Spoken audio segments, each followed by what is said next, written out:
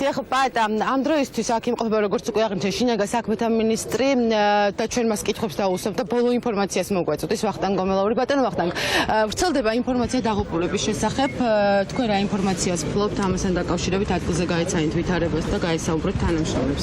ჯერჯერობით რაც შეგვიძლია დარწმუნებით მოგახსენოთ, ერთი გარდაცვლილია, ისიც არის წყნეთი ბეთანიის გზაზე, სადაც მეწყერი ჩამოწვა, რამდენიმე მანქანა მოყვა მეწყერში, იყო 7-8 კაცი დაახლოებით დაშავებულები, რომლებიც ცოცხლები გადარჩნენ და ერთი გარდაცვლილი იყო სამწუხაროდ. იყვნენ დაშავებულებში არიან ამერიკის მოქალაქეები თუ არსებულ ცხოველები არიან, როგორც მოგვახსენეს. დაშავებული ჯერჯერობით არ ყავს მეტი და დაღუპული უბრალოდ ერთია და დაკარგულები არიან, შეტყობინები შემოვიდა 5 ადამიანზე, 3 ქალბატონი და 2 კაცია და ძებნა მიმდინარეობს. წყალი როგორც კი დაიწევს იმ დონეზე, რომ საშუალება იქნება ძებნის ოპერაციის დაწყების, ახლა დაწყებული პრინციპში ნავები შესულები არიან მაშველები, ყველა ჩართულია შინაგან საქმეთა სამინისტროს ყველა დანაყოფი უკლებლივ დაწყებული სამაშველო და დამთავრებული კრიმინალური პოლიციით.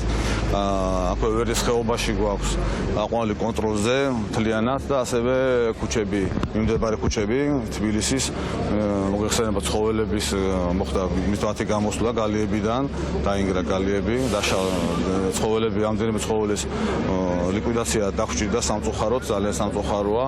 ეხლა კონტროლზე ყო აყვანილთა ადამიანებზე არ მოხდეს თავდასხმა. ბატონო ვახტანგ, გავრცელებული ინფორმაცია, ჩვენი ინფორმაციით დაღუპულებს შორის არიან სამაშველო სამსახურის თანამშრომლები და ასევე პოლიციის თანამშრომლები. თქვენ თუ შეგიძლიათ დაადასტუროთ, ან თუ ფლობთ ინფორმაციას და არ არის ჯერ დადასტურებული ამასთან დაკავშირებით?